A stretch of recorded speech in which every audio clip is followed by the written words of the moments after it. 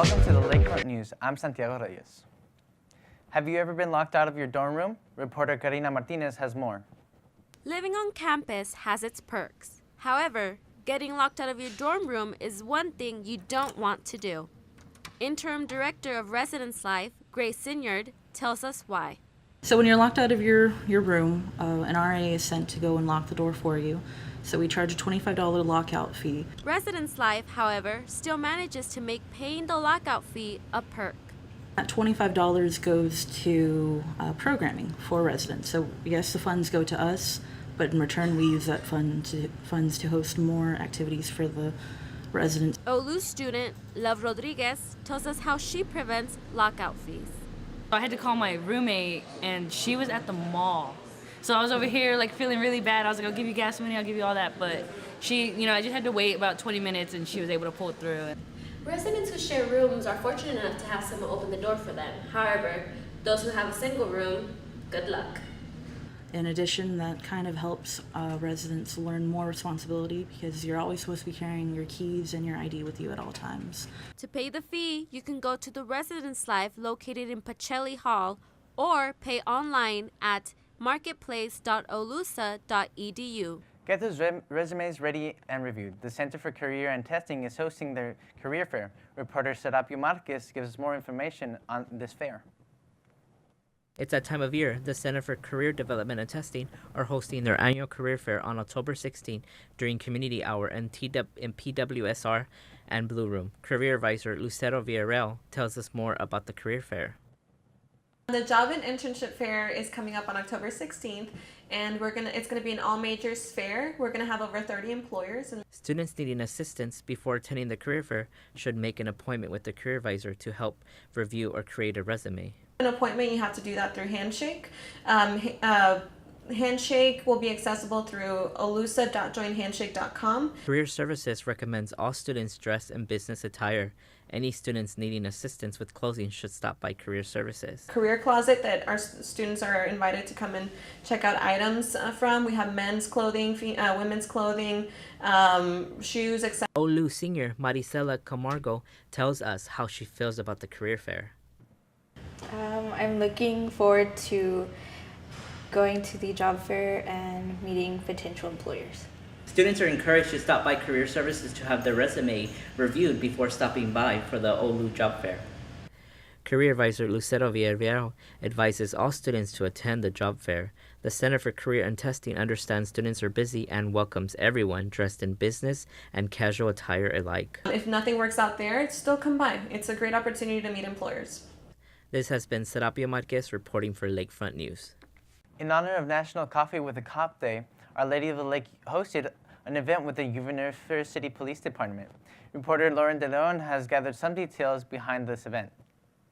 National Coffee with the Cop Day is a day dedicated to encouraging communication and positive interactions between law enforcement and the public. Officer Linda Luna, a patrol police officer at Our Lady of the Lake, says they have just finished wrapping up their second annual Coffee with the Cop Day, October 3rd. The Coffee with Campus Cops began here at Our Lady of the Lake actually last year. Luna says the event takes place every October 3rd and everyone on campus is welcome. It's just for the students, staff, and faculty to get to know us a little better. The event was held on October 3rd at noon at the Renaissance Parlor. Linda says there was thought behind making it an informal gathering. So it kind of makes it a little bit more comfortable. If you missed this year's event, the next one will be held on Thursday, October 3rd, 2019. Come meet OLU's police officers and enjoy a free cup of coffee. We spoke to the Student Government Association Vice President Priscilla Martinez about why it's important for students to go.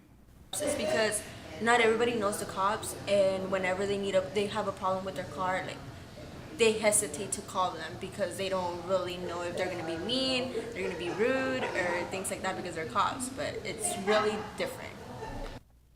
Reporting for Lakefront News, I'm Lauren De Leon. Students who live on campus are able to go back to their dorms when they have long breaks in between classes. But where do commuters go? Where do commuters hang out? When they have free time, Erica Guvera reports where commuters hang out. Many times, students have breaks in between classes. Students who don't live on campus find places where to go when they have free time. Resident assistant Arlene Lopez has insight on where commuters hang out. In the library, a lot of people go to the library. Where else? Oh, Maine has some like computer areas and study areas in the first and second floor. Lopez has also seen commuters in the Renaissance Parlor on the first floor of Maine. I've seen people like on their computers, doing work, eating, everything. With commuters not having an area to go in between classes, you can usually find them here in the Renaissance Parlor, hanging out. A freshman commuter, Amaya Julian Rodriguez, finds herself hanging out in the Renaissance Parlor on her free time.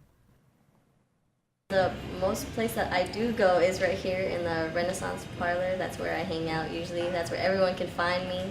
I tell all my friends, if you want to find me, you know where I am. So commuters have been uncomfortable trying to find places where to sleep. I think it would be a good idea maybe to have like a resting area for commuters, because I've heard people say that they didn't feel comfortable finding a place to sleep on campus, but they couldn't drive back home. Lopez gives her opinion on what OLU should have for commuters. Maybe an area where they feel free to like take naps and stuff, so they don't have to sleep in their cars, because that's what I've heard people have done. I think that's really sucks. This is Erica Gavada reporting for Lakefront News. Going out for Halloween, I have some tips on how to stay safe.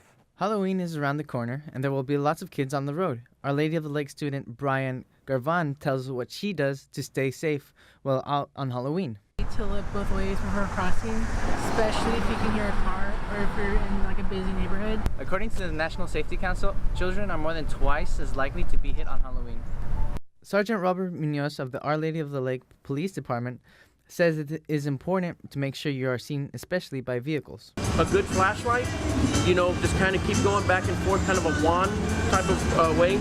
Munoz says wearing bright costumes is a better option. Some folks that may have cataract or vision issues may be able to see you, may not. But if your costume is more on the dark side, Munoz suggests investing in reflective gear. A reflective vest, they sell them at Walmart. That the most important safety tip is following the law. When you come across the street, make sure, once again, we taught as a kid, look both ways, right? Halloween is around the corner, and Our Lady of the Lake University is going to host its annual Boo Bash event. Reporter Gabriel Torres shows us students how they can help. Boo Bash is an annual event that Our Lady of the Lake University hosts for the community and students on October 25th. Resident Assistant Kenneth Stephen tells us more about the event. Well, Boo Bash is a pretty much dorm-wide event where we try to house trick-treating, like safe trick-treating for everyone in the community, Olu or West Side otherwise. Everyone's invited to is either come to the office and ask to sign up, or your RA will bring around a sign-up sheet and you just sign up or talk to them in general.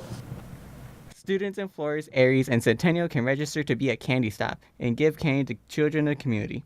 Kenneth explains more of what a candy stop is. So I was a candy stop my freshman year. I decorated my door. I went all out because I was really excited, and it's a lot of fun. It's really great to see the little kids because they're really cute. They always are really excited and they're dressed up.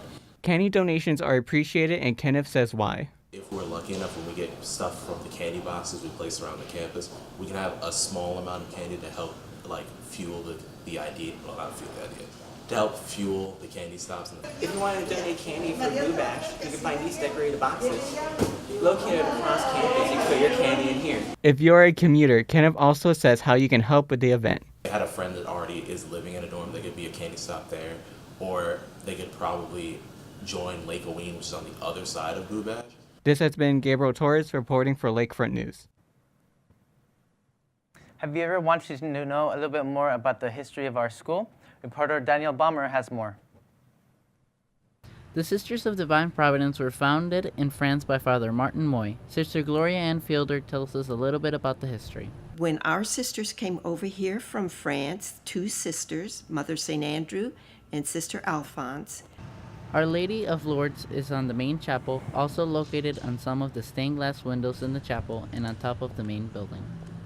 Lourdes in France, where the Blessed Virgin Mary appeared to Saint Bernadette way back there in the 1850s. Thanks to the Sisters of Divine Providence, who traveled far and wide to create this institution, We now have a place to call home. And then we have Our Lady of Lourdes on the very top of the main building. So that's probably the very first statue that ever was on this campus. The grotto behind the school is inspired by the one in Lourdes, where the Blessed Virgin Mary appeared. Student Vanessa Guevara tells us about her experience with the sisters. Which involves us learning more about Father Moy, and then we also get to come here to Our Lady of the Lake and eat with the sisters. Reporting for Lakefront News, I'm Daniel Baum. Stay with us. We have sports news coming up next. Got a quarter?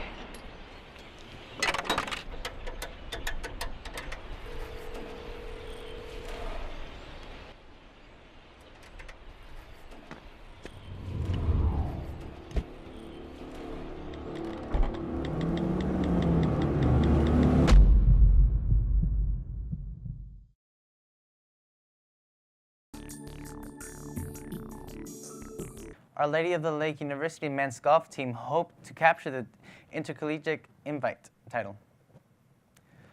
The tournament was sponsored by Lewis University. Our Lady of the Lake St. Louis Flynn led the Saints with an 8-way tie for the 18th place with an 84 over 76. The Saints were tied for 13th place out of 18 teams. Men's basketball team has released its 2018-2019 schedule. The Saints have 9 home games and 21 away games. The Saints began their season in New Orleans on November 5th. At Southern University of New Orleans, OLU season passes are available for all home games. The women's volleyball team completed the sweep of Red River Athletic Conference. They faced University of the Southwest with a 3-0 win. The Saints will improve the 9-8 overall and 6-1 in conference play. Billy Herbert led the Saints' record of 11 kills, hitting a point average of 556%. The Saints are set to travel to Des Moines, Iowa for the Grand View tournament on October 12th through the 13th.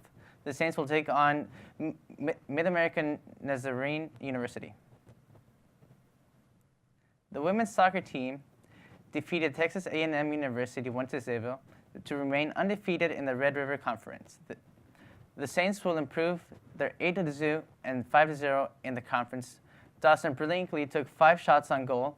Saints keeper Michaela Gabriel saved 7 out and recorded her first shutout for the season. The Saints will host the University of the Southwest on October 11th. Stay tuned, we have weather news coming up next. You made her college years possible, opening that education savings account when she was little, spearheading campus tours, and deciphering financial aid. If you can ace planning for college, you can do it for retirement. Get on track with tips at aceyourretirement.org. This weekend, we can expect to see a low of 72 and a chance of rain on Sunday. Stay tuned for the Sister of the Week. Opioid dependence can happen after just 5 days. Know the truth, spread the truth. Welcome back. Now let's meet our Sister of the Week. My name is Sister Patricia Reagan. I'm a Sister of Divine Providence, and I'm the treasurer of the Congregation of Divine Providence. One of my aunts was one of the sisters, and she had a great influence in my life. And I was taught by the sisters all through elementary school, part of my high school, and through college. And they were a great inspiration to me. After college, I worked for many years, and then I decided to enter the community. I felt called to enter the community, so I entered the community in 2000. That's 18 years ago. Yeah. I manage all the financial dealings for the congregations, whether it be overseeing the accounting of our congregation. I take care of managing the fleet of cars. I take care of all the assets. In 2006, when I professed final vows as a Sister of Divine Providence, that was a very proud day for me and a proud day for my family. All my siblings, my 3 brothers and my 2 sisters were here for that occasion.